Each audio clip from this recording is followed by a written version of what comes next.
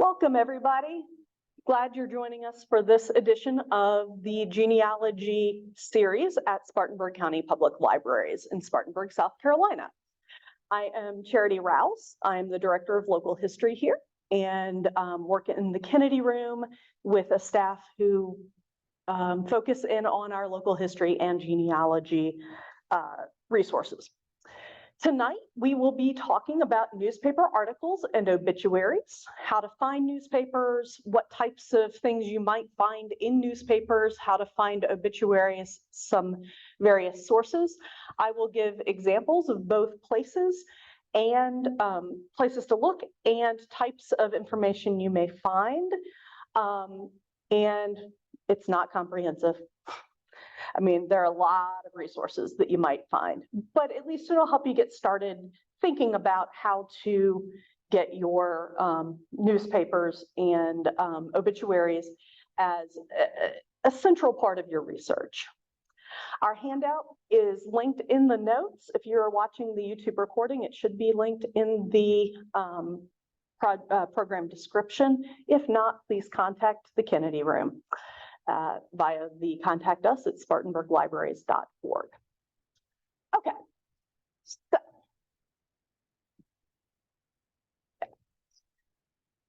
what information can you find in the newspaper? Newspapers are a little bit of a dying breed, so some people may not be as familiar with the printed version of the newspaper. So let's talk through some of the things you might be able to find, and these will vary over time as to what actually is available due to privacy concerns and things like that. Obituaries and death notices, birth, engagement, and marriage announcements. Feature articles. You may have an ancestor who got a full write-up for whatever reason. The social column. The social column is fantastic, depending on who you were and where you lived and who was writing the social column. But we'll talk about that. Legal announcements such as property sales or court cases are often in the newspaper. The newspaper of record is where you have to publish an announcement about certain types of court proceedings. And so you may find a treasure trove, or at least the pointer toward dates and times and locations that you might need to look for where your ancestors may have moved or have moved to, or when they might have left the area and the rest of the family no longer had contact with them.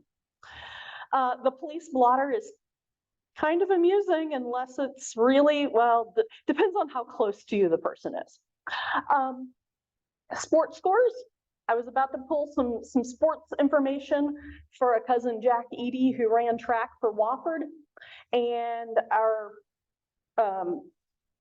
Newsbank subscription tonight decided it was going to go on the fritz for me, so it's just one of those things. But sports scores, if you know someone played a particular sport, you can track the team that they're on, and occasionally they get a mention because they were the most valuable player or that kind of thing. I couldn't find any advertisements for my family businesses, but if your family has a business, it would be a good idea to check and see what they're advertising, when they're advertising. And then church and community happenings. So, you know, not just a church bulletin, but sometimes it gets into the newspaper. And there are many other things. I know when I was a senior in high school, they published all of the pictures of all of the graduates from all of the local high schools in that area in a special edition of the paper, a little edition that was just graduation stuff. Not everybody who graduated with me got their picture in there, and not everybody whose picture in there graduated that with us. But it's a good place to start, and some areas do it, some areas don't. It may depend on population. I grew up in a little bit less populous area, and these days, I don't know that they still do that. But it was something that the newspaper, local paper did at that time. So, what newspapers are there? Well, the local newspaper, which, as I said, is kind of fading a little bit, or at least going online, so it's a little different than it used to be. But some states do have a state newspaper, so South Carolina is one of those. It's published out of Columbia, and it's called the state newspaper. And they have articles that are specialed from all of the various local papers. And if you're prominent enough, or the story is interesting enough, or it's a slow news day there, or whatever, it will sometimes appear in the state newspaper. Just as a contrast, I used to work in Topeka, Kansas, and that paper is not a statewide newspaper. You do not get statewide obituaries there. You barely get local obituaries. So it's just one of those situations where you will need to check out what's available in the time and place that you're looking. Church and denomination newsletters and newspapers. I had an article that appeared in the Virginia Religious Herald, which was the Baptist newspaper in Virginia, a number of years ago, and no, I don't have a screenshot of that one. But also we have Southern Christian Advocate, which is the Methodist Episcopal Church South historically.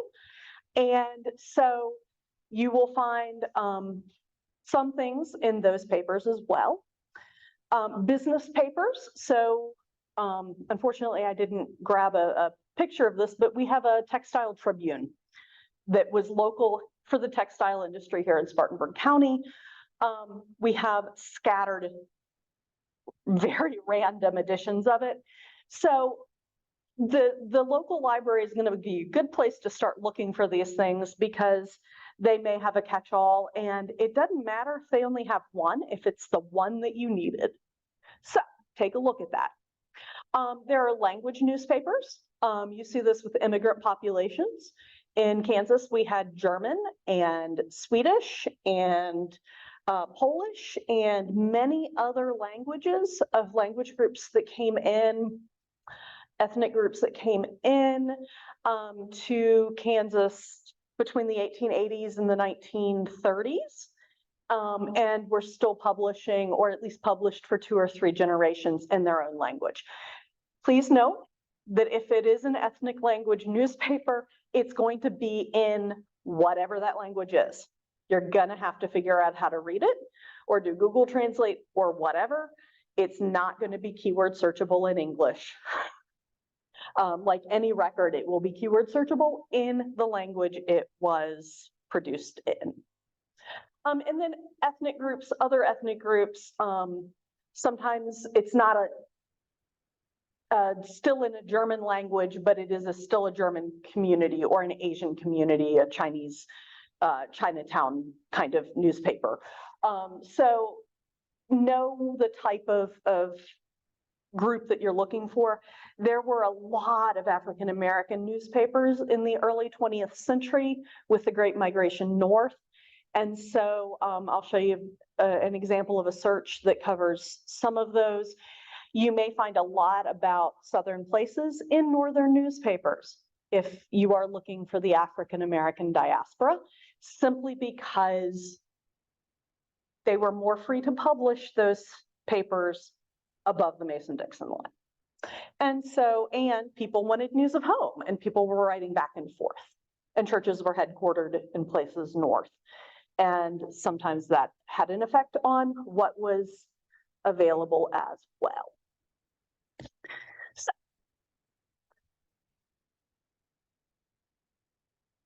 okay, let's see here.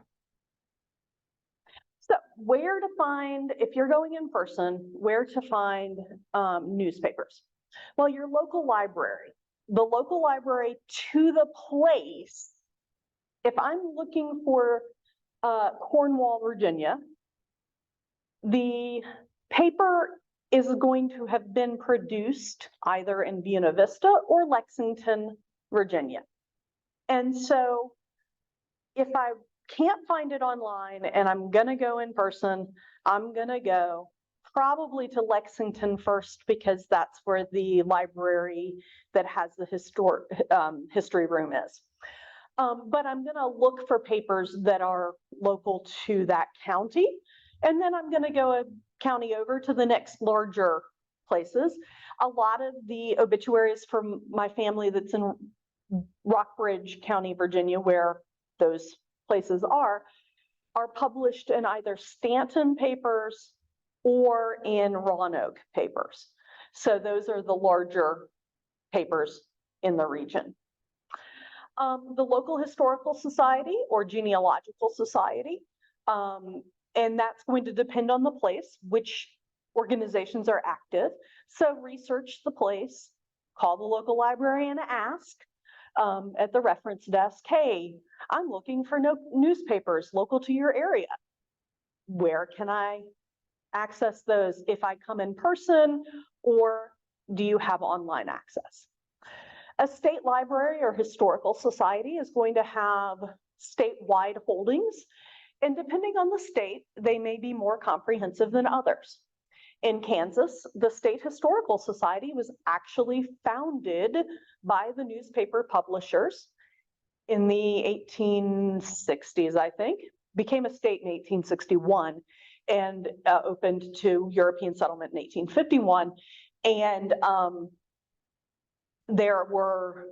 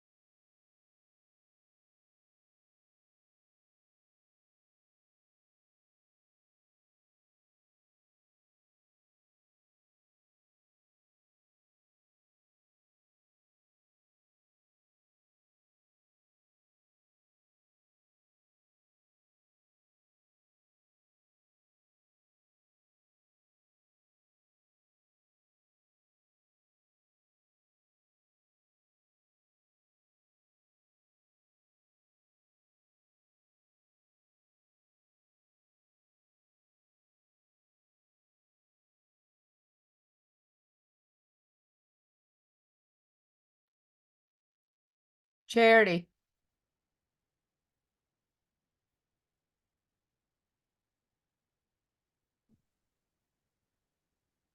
okay. I am back. All of a sudden, I was rejoining everything. Cheryl, where did you lose me? And Actually, let's see. You were. Oh, I had just handed a handout again. At 7:14. I know you were talking about the newspaper. okay. So the office of the newspaper, if it's still in existence, sorry about that, people. The internet is one thing we don't have a lot of control over. I am hardwired to the data, so hopefully it won't keep doing this. But we have the archives of the Spartanburg Herald at Herald Journal as they exist, but a lot of the archive was thrown out by the New York Times and their downstream people in the 1980s. So we may or may not have what you were looking for, but we do have a lot of information from them. Okay, I think that was all that got missed. We do have physical collections of newspapers, some of which are not available on microfilm or online, including the Woodruff News, which we don't have a full run, but we've got a good chunk of a couple of decades. And that went out of business in 2012. Inman Times was also by that same publisher. And that is the bound volume there at the bottom. We do have some loose copies of Woodruff Times, of Landrum News Leader, and other newspapers from around the county. And we are adding to our newspaper collections on a regular basis. So it never hurts to ask the question. The answer may be, I'm sorry, we don't have that. But check back because it may walk in the door tomorrow. So one of the best friends that we have in the, Let me interrupt you long enough to say that people are saying we may want to share our screen again. The screen is not shared. Okay. Let me. Okay. I mean, is it something I need to do on my end here? I have a No, share it's screen. something I need to do because I'm not having my Zoom controls come up. So let's see here. Thank you for letting us know. Okay, share screen too. And I apologize for that. We just, today has been a very Monday. So, can everybody see that now? Cheryl, can you see the shared screen? I'm getting a message that says we see it now. Thanks. Awesome. Thank you. And thank you for letting me know. All right, thanks. So websites and databases are one of our best tools for genealogy research in the modern era. But I do have to remind people that even Google isn't that old. The internet dates for the general public. There were some academic precursors, but generally speaking, we're talking to early to mid 90s. What we know of as the World Wide Web is pretty young. And so, it's one of those things that we don't always appreciate what we have, and sometimes it can be a little hard to navigate. But we're going to talk about some of the ways to access the information and places to look. But this is a list of some of the places to think about. The local paper is going to have a website. In this day and age, if they don't have a website, they are an extremely small, maybe 4-page weekly paper. But even those really do at least have a basic website. And for Spartanburg, it is goupstate.com. For the Herald Journal, for their theoretically local stuff, the Post and Courier now has a decent presence here in the upstate. So there are places to check. Chronicling America is a fantastic website through the Library of Congress. It is on the national level, and it has newspapers going up into, I think 1963 is still the date that they give, but generally speaking, it's strongest up to 1924, and then as the copyright has moved up a couple of, a tick every year, the last couple of years, the copyright dates that they have more full coverage of have been moving. Chronicling America, which I'll show you some screenshots in a minute, is in the middle of launching a new user interface, and it's better than previous because they have so much information that it's hard to tell it what you want it to search in a specific manner.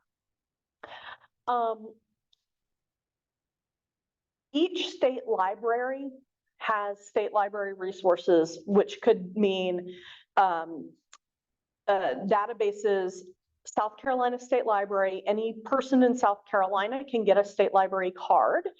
And if you are in South Carolina, you can access Historical Archive of the State, Historical Archive of the Post and Courier, among other smaller papers. Some of which are available on Chronicling America, but sometimes it's easier to search a more targeted one paper kind of archive.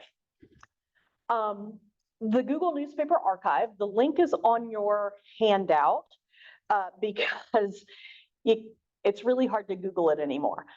It has not been updated since 2012, but the papers are still there. Search function's getting really clunky, but it's still a treasure trove of resources. Newspapers.com is a paid database. And before you get that's through Ancestry. Before you get a subscription to it, you want to make sure that it has some of the papers in the time period that you need. Same thing goes for Genealogy Bank. It's supposed to be a $sign, not a question mark.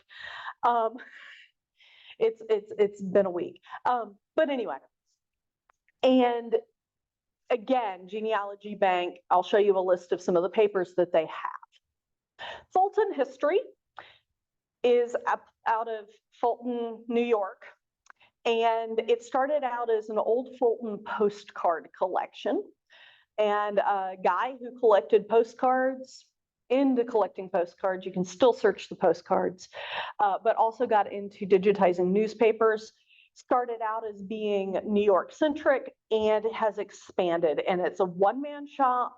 I think he has a few volunteers helping him. It is a passion project. It's one of those passion projects that we hope gets picked up somewhere that's not by Ancestry. But it's there. A couple of years ago, they upgraded their searching capabilities, and so that helps. There are going to be local library resources like Newsbank databases. We're going to see some screenshots from a couple of ours. And your local library is someplace to check to see if they have newspaper subscriptions to anything. Some of our subscriptions cover the US. Some of our subscriptions are as narrow as just the Spartanburg papers. So it never hurts to ask. If there is a neighboring library that has reciprocal membership, borrowing privileges, data access privileges, see what they have. So it doesn't hurt to check around a little bit. If you're not in Spartanburg or in South Carolina, do check what your state library has. Unfortunately, I used to have a Library of Virginia, well, I still have a Library of Virginia card, but it doesn't do me any good being in South Carolina and as an out-of-state address, because the database vendors got smart, so they thought, and eliminated use by people out of state of the jurisdiction of the state library. So sometimes you can slip through for a little bit. Sometimes you just have to go to the library and get your credentials and then log on while you are physically in the state. Large university collections and large library collections. So New York Public, Boston Public, Houston Public, LA Public, Allen County, Fort Wayne Public. Those contribute to places like the Internet Archive and to and we contribute up to the South Carolina Digital Library, which contributes up to the Digital Public Library of America. So there may be resources as institutions are scanning things. Newspapers are one of the things that are scanned. And so you may find things through that. University of South Carolina has a fairly robust newspaper project for early newspapers. Again, the search is kind of clunky because there's a lot of information, and newspapers use lots of different fonts, which means the optical character recognition, OCR, has trouble with them because the fonts change and ads are in the middle of things, and it gets interesting. And then you're going to want to search WorldCat, which is a worldwide catalog through OCLC, which many libraries, not everybody, so search local library catalogs as well. Many library catalogs participate in that for interlibrary loan purposes, among other things. I will say, our WorldCat, we upload a lot of our catalog, but there are some things that are in our Kennedy room that are bounded on our shelves, and we consider them books, but they aren't really published materials. And we don't pay to upload those records to WorldCat. So some of our family histories and things like that don't show up in WorldCat. So you might want to check the local catalog before you do a visit and your usual keyword searches or newspapers or various things. Call ahead and the staff can hopefully help you have a better research time when you are visiting. So, for whatever reason, it doesn't want to advance my page. There. Okay, so these are some examples from the Virginia Chronicle. I just happen to have these screenshots saved. And so you'll get a little bit of a look at my mom's family in Rockbridge County here for a few slides. If you're looking for military news, you may find it in the newspaper. Unless they were in a top secret operation, the newspaper, they got press releases from the military and would share, or the family would get the telegram from the soldier and then share with the newspaper. But on the 14th of October in 1943, my great uncle James landed in England on his way to the European theater. So Mr. and Mrs. W.A. Lawhorn, my great-grandparents, have received word that their son, Private James H. Lawhorn, has arrived safely in England. Now you see the next person is in Houston Parker, son of Mr. Tucker Parker of Collierstown, has arrived safely in the South Pacific. So again, it's not a lot of information, but there is some information. And there was something about my great uncle James, Lewis arriving, and one about my grandfather not arriving in France, but while he was training. You may find marriage announcements. This one is one from 1892. Riverside, which is a small town in is it Rockbridge or Amherst? Anyway, November 15th, 1892, there was a pretty little wedding last Thursday evening, the 10th instant, and at the house of Mr. James Whiteside, his daughter, Miss Fanny Sophronia, but she always went by Frony, and yes, I have seen a bajillion spellings, was married to Mr. Samuel Lawhorn, with or without the E, by Reverend Mr. Pursley of Buena Vista. Had a nice supper, about 30 guests were present. Sometimes you get a list of the out-of-town guests. You may get a list of if there were attendants, but it just depends. Do check, because spellings can be, I'm sure that reporter was like, it has to be Fanny, it can't be Frony. No, it was Frony. But this was, again, on the Virginia Chronicle in the Rockbridge County News. Real estate transfers, other legal notices, so announcements of who got marriage licenses, who got divorce decrees, title transfers. If somebody's estate is being probated, there is usually a legal requirement for it to be posted in a newspaper for a specific number of days or weeks or times or 6 papers or whatever the law of the day for the place. It allows you to find some of these things. But I've got to track down, and this is a go there because the 1940s are too recent to be online yet for Rockbridge County. But on December 27th, S.O. Camden and wife to Francis Lawhorn, 1.92 acres. So this is my grandmother receiving almost 2 acres from her sister and brother-in-law. And I think I know which 2 acres it is, but I'm not sure why they didn't hold on to it. I've got things to research. It was a nice little prize to find in that particular paper. And that was from the Virginia Telegraph in Lexington. And so that must have been the newspaper of record for the time period. You may find mentions of out-of-state weddings. This is a society, well, I would say society column, but a local interest column anyway. So in the little Cornwall section, Marvin Church, Methodist Church, was going to have a hymn sing, which is very cool. Now that left-hand arrow, you're seeing by Mrs. J. N. Lawhorn.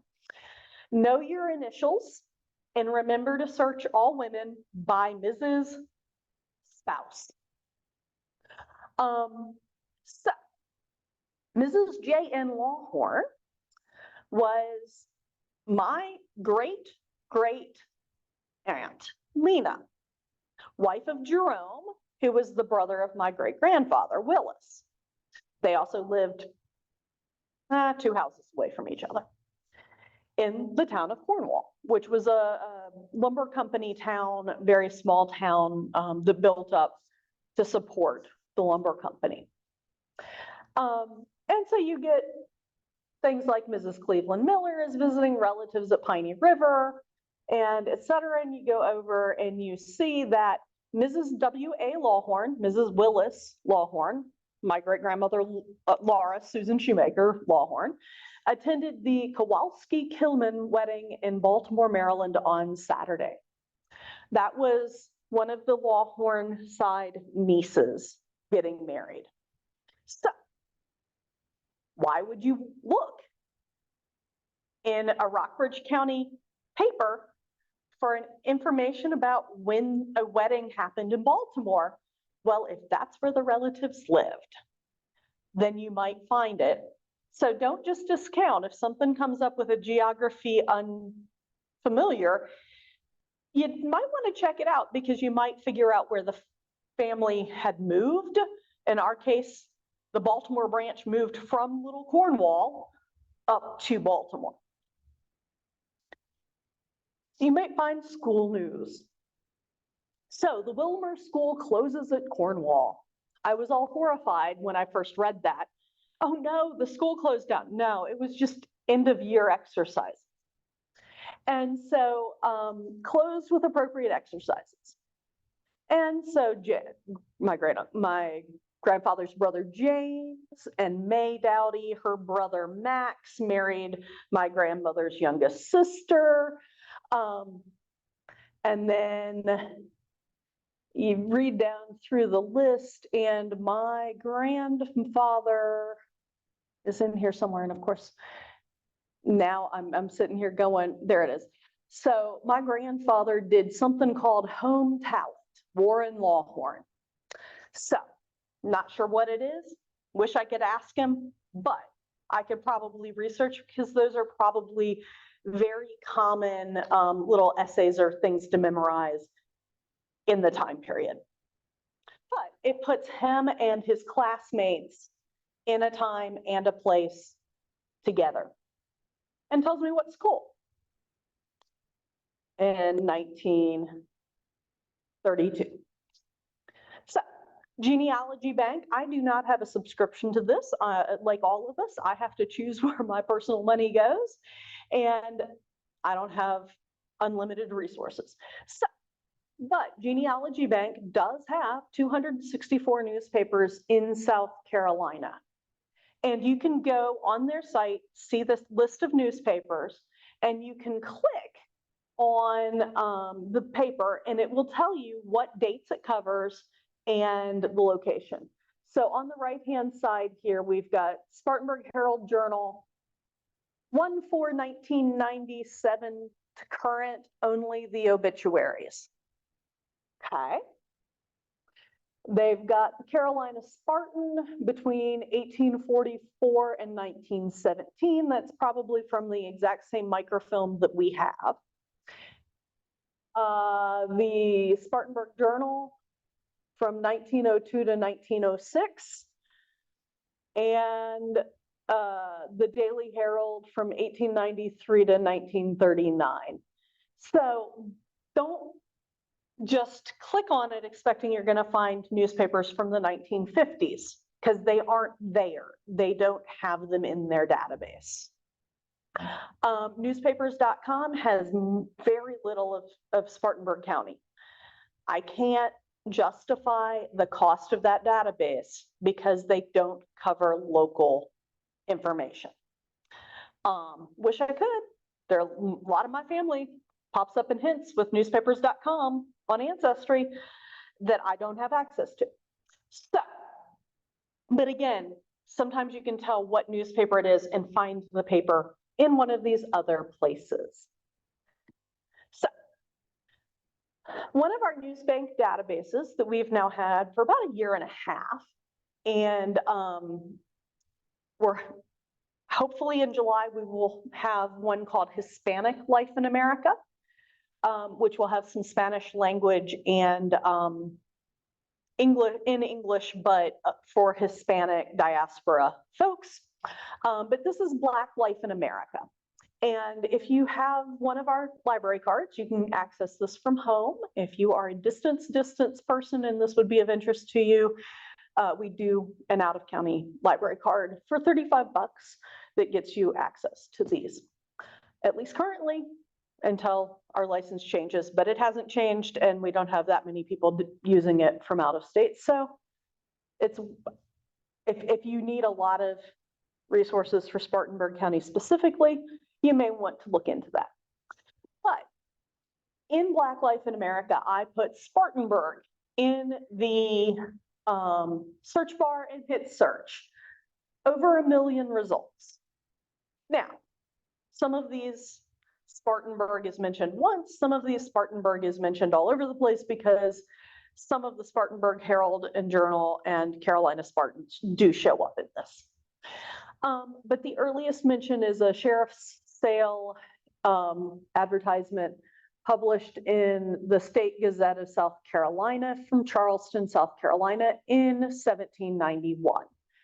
So the articles that are in this database tend to focus only on the African American experience. So you will get sales of enslaved people, you will get that diaspora of north-south migration and that great migration north in the early 20th century.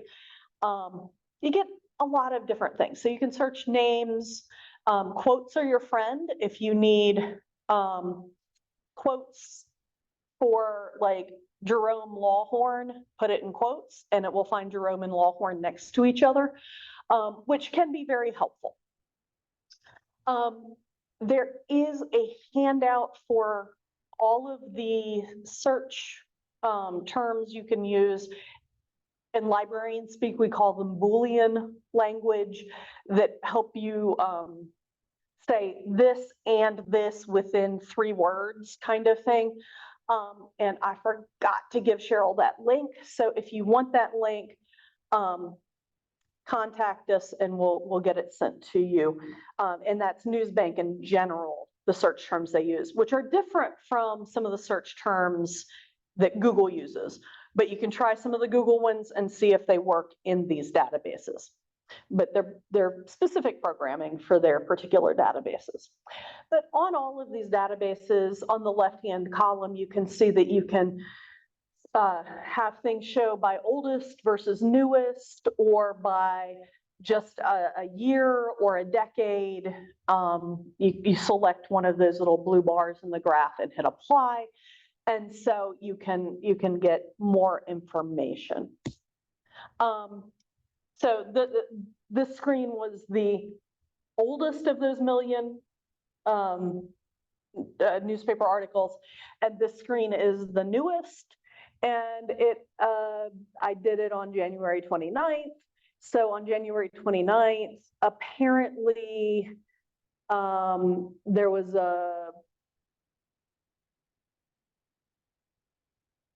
some various stuff, and Alec Hicks, Herald Journal photographer, had a photograph from something in Malden that was showing up in multiple papers around the country, in Beaufort, South Carolina, and Bradenton, Florida. So sometimes you get a lot of different coverage of the same thing. So if you can't find it in one newspaper and you know it's in a couple different newspapers, you might try which ones are not behind a paywall. So this is the Fulton history that I mentioned out of New York earlier. And as you can see on the right-hand side, welcome to Old Fulton, New York postcards. So how websites start and how they end up and what they end up focusing on can sometimes be very different. And so this one, newspapers have kind of overtaken their purpose, but they have 57 million old newspaper pages from US and Canada. So it's a fairly significant collection. And as I said, they have updated their search a little bit.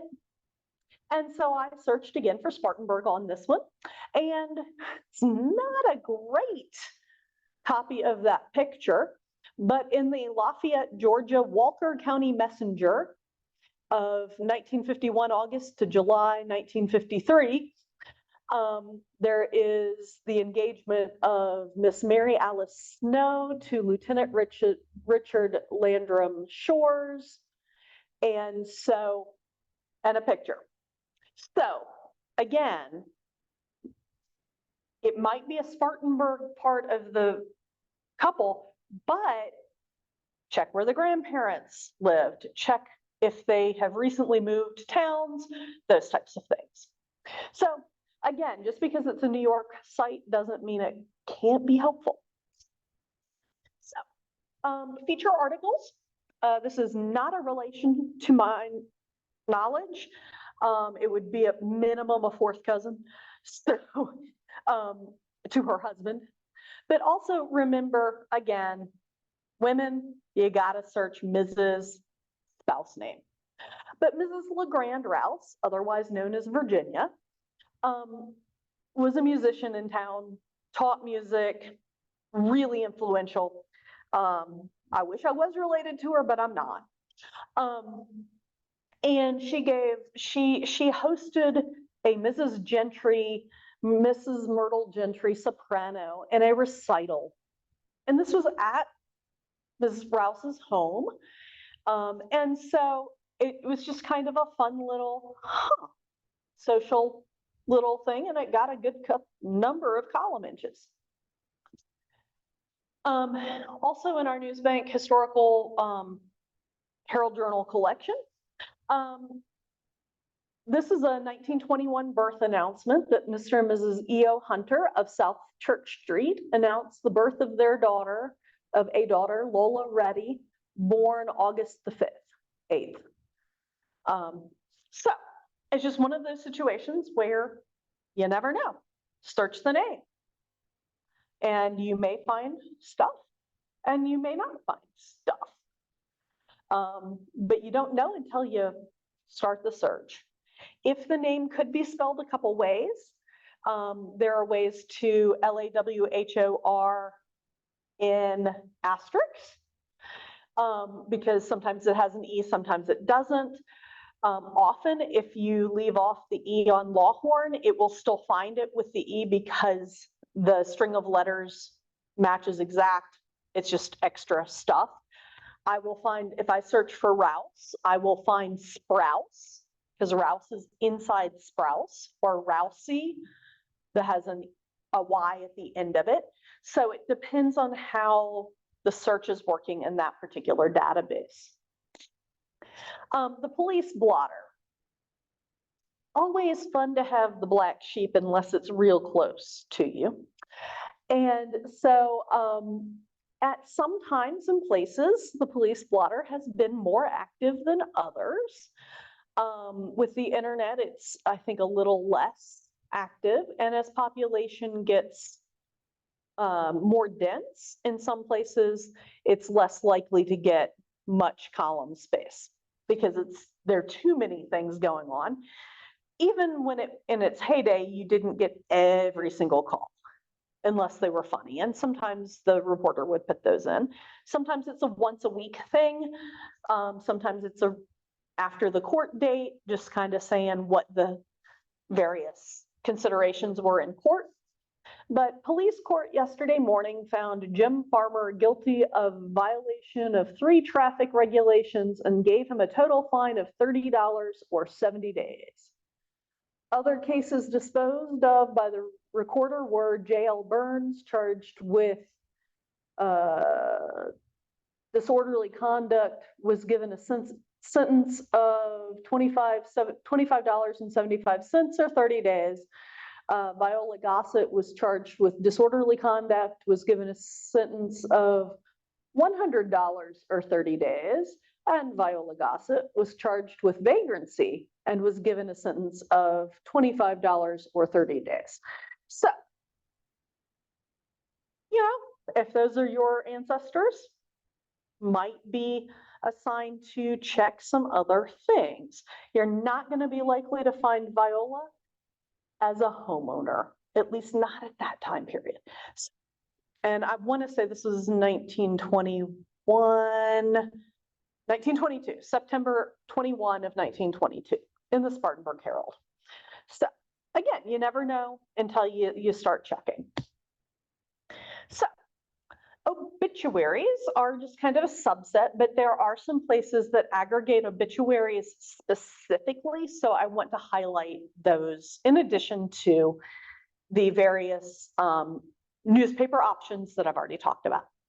So the local paper website, and I did not get funeral home websites on here, but funeral home websites are currently where a lot of obituaries go. If it is on a funeral home website, don't assume that it will be there more than maybe a month or two. Some are not. I've seen some up as short as a week. You know, it's up until a few days after the service, and that's it. So if you see something on one of these sites, grab it, download it, cite your source when you found it, but know that it may not be there in 2 weeks. So,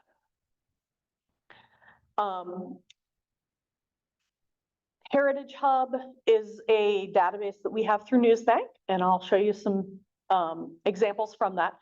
And then legacy.com partners with a lot of newspapers and a lot of funeral homes. However, I was having trouble today. Legacy.com often has had Herald Journal obituaries, and I couldn't get ones that I expected to come up today. So again, just because it was there yesterday doesn't mean you shouldn't save it or print it. Not just the link, but the actual document. And so they don't print well a lot of the time, you know, 7 pages for a little bit because it throws weird formatting stuff all over the place. But if you think that that person is important on your tree and having documentation is important, go ahead and save it. So what do some of these look like? Well, this is the Chronicling America site from Library of Congress. You can see that it has a couple of things. One of the things is the advanced search, which I highly recommend, because if you search from that initial search page there at the top, search bar, that is searching all papers from 1770, I think it is, to 1963, you're going to get a lot of garbage and not the things that you want. You need to narrow your search down a little bit. Just because you want to search for a John Rouse does not mean you want any John Rouse. Okay. And the little, it's kind of reddish purple, U.S. newspaper directory, 1690 to present. That is really helpful because they are trying to make that a comprehensive list of newspapers published in the U.S. across the whole history of the U.S. And it doesn't matter if they have any copies in their collection or they know of any extant copies, but if they know the newspaper was published, they try to put it in there. So things pop up in people's attic all the time, get donated to libraries, museums, historical societies all the time. And the libraries, museums, historical societies, etc., are really working to digitize things. So just because it wasn't there yesterday doesn't mean it might not be there tomorrow. And if you know to search for the name of the paper, then you can search all of these sites for the name of the paper. And you may get lucky and find somebody has digitized the part, the couple of years that you need, or you might find that a library has the physical copies of that paper. Now, you may be completely out of luck, but you may also find that some other paper copied the article you need from that paper. And having the name of the paper can be really helpful.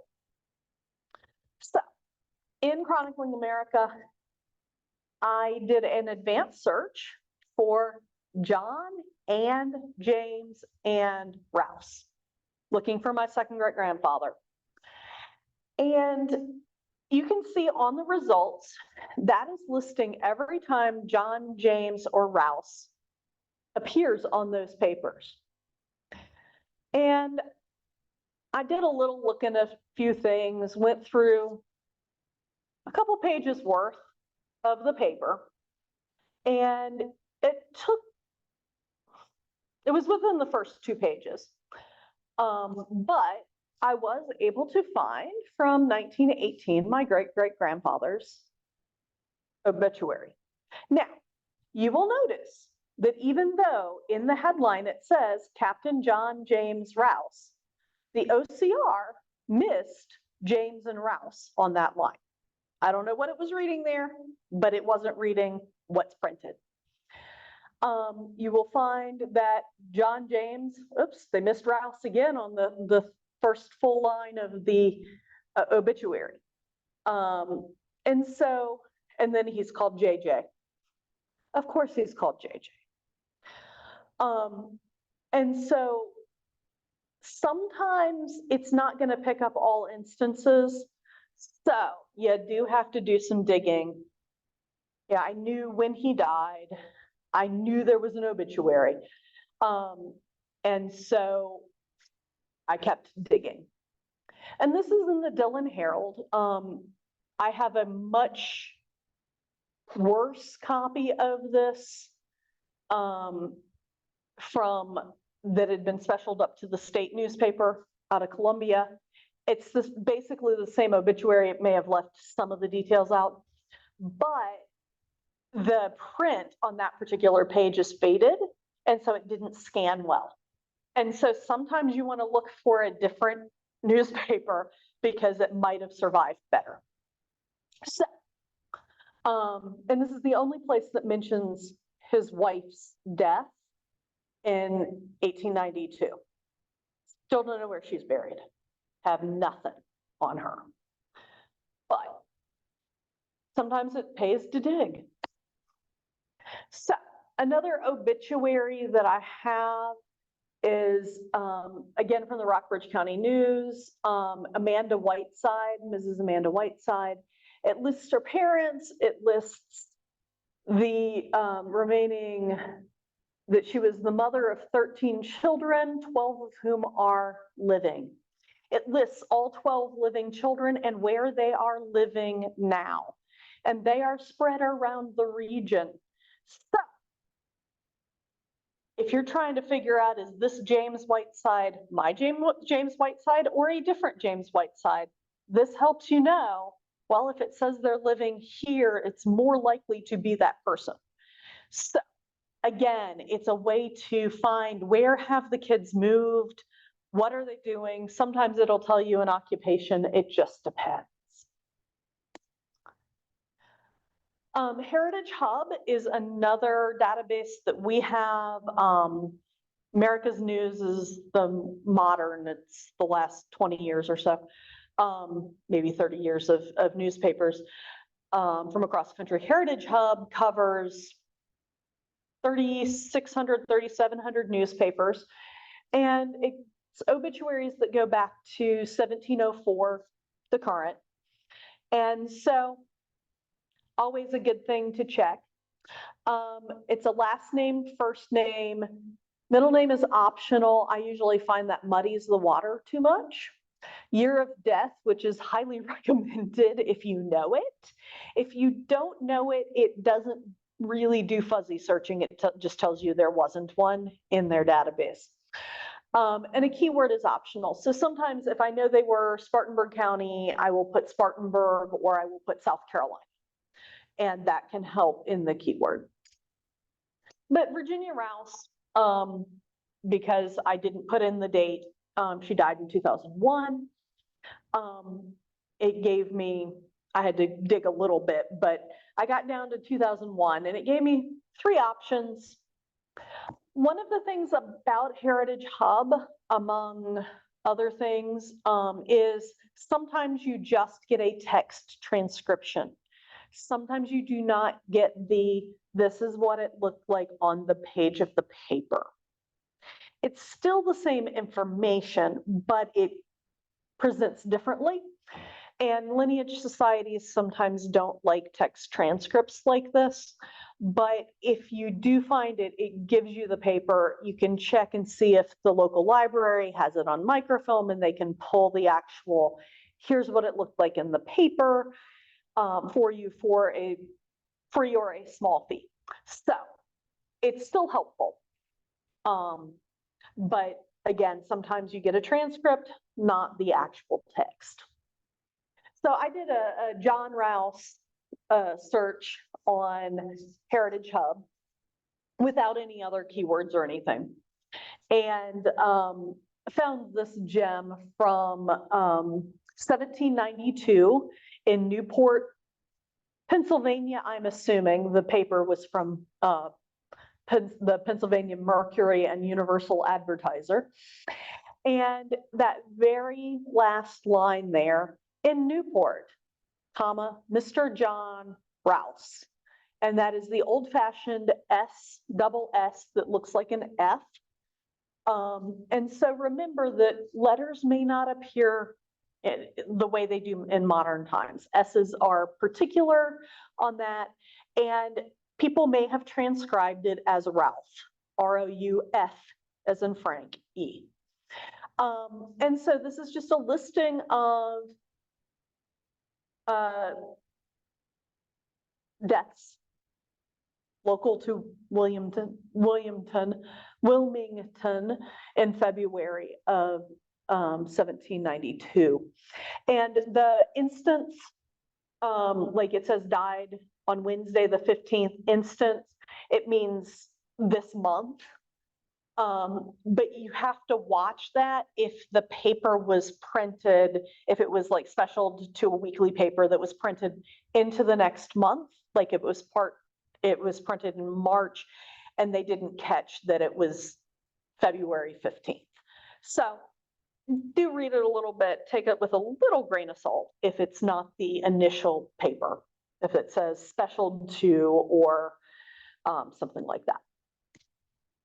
So religious newspapers are kind of fun.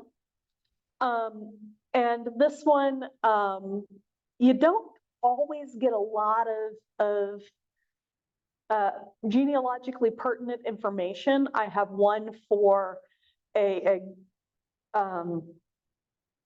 great grandparent of some sort from the Southern Christian Advocate that I could not find today, and I apologize for that.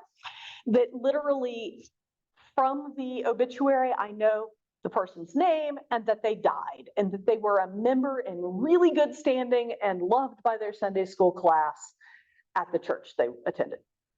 No spouses, no kids, no parents, no anything genealogical. I do have proof of death. So, you know, that is something. But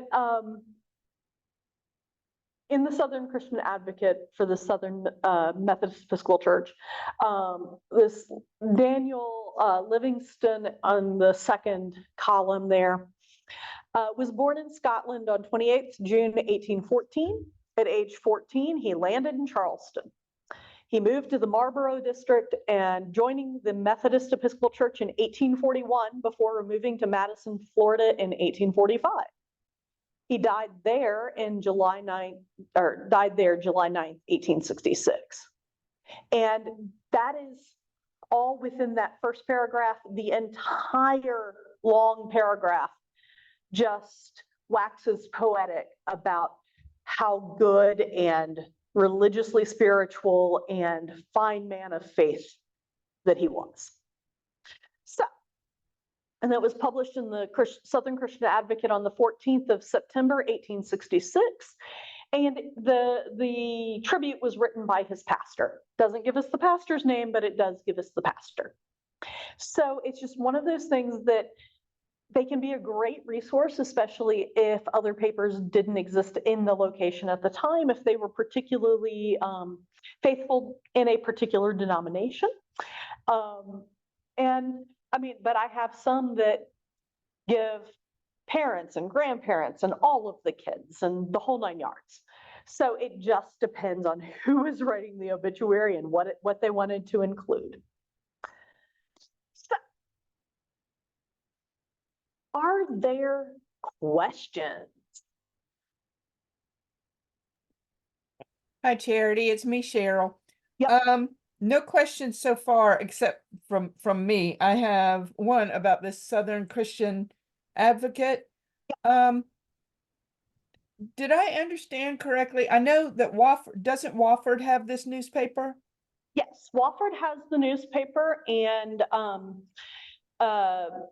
University of South Carolina, Caroliniana Library also has some of the newspaper on microfilm, and we are in the process of purchasing and cataloging some microfilm for part of that print run.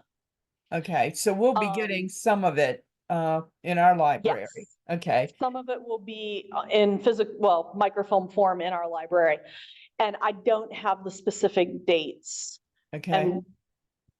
But yeah, Philip Stone over at Wofford has gotten a little overwhelmed by Ancestry scraped the index off of Wofford's website and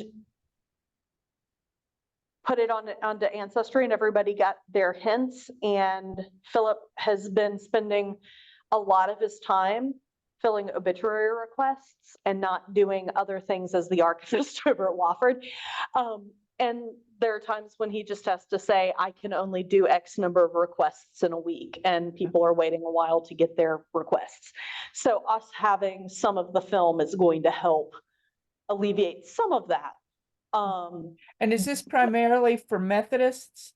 Yes. Okay. Specifically for Methodists, yeah. Okay. The Southern Christian Advocate is the paper published by the Methodist Episcopal Church in the South. Okay. So you're going to find Baptist newspapers tend to be on the state level. So Biblical Recorder is the North Carolina one, Religious Herald is the Virginia one, and I was just looking at the South Carolina one, Chronicle, maybe. So those are going to be a statewide thing on the Baptist church, but Presbyterians, other denominations have denominational newspapers either at a national level or at a smaller breakdown level. So sometimes it's going to be a conference level for Methodists or a diocese level for Episcopalians or something, and sometimes it's going to be a more state-like level. Okay. All right, thank you. And then mine's not a question, mine's more like just something that you had mentioned before in looking at newspaper databases, specifically ours, the News Bank. You mentioned that, women usually were referred to in earlier papers as Mrs. So-and-so. Also too, the men, trying to find the men, putting their full name in or their first name and last name, more often than not in those early newspapers, this has been my experience, they go by their initials. So Yep. don't give up. For anybody looking in newspapers, don't give up. Try everything, first name, last name. You know, but especially with Initial men, and the middle initial. name. Yeah. Yeah, initial and then middle name. I mean, you see it all. And then like with Frony being called Fanny, it's like the complete wrong nickname, but she was Sophronia, and that's a mouthful. But I've seen Sophronia, I've seen Frony on, I mean, and these are on like records. Phrony, Frony,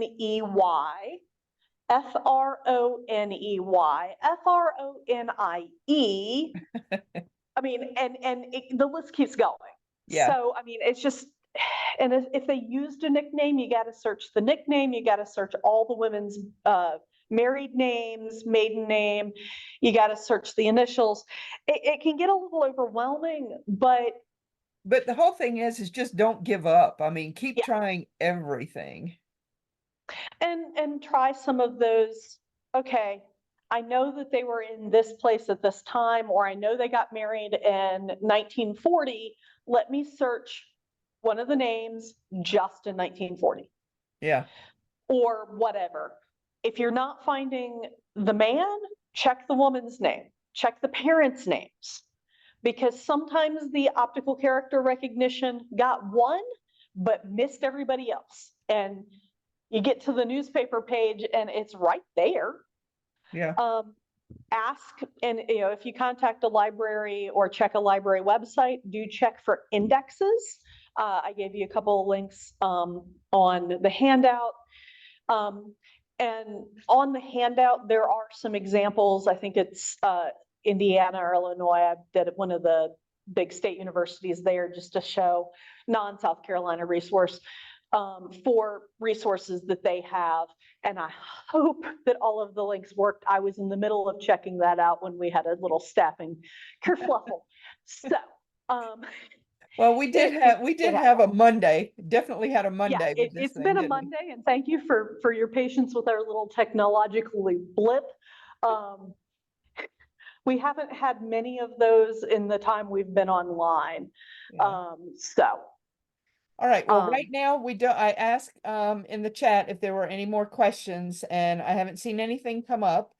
okay, But I would like to remind folks who are in the Spartanburg area that that database that we're talking about, the news bank, if you're looking for something, we love having you in the room.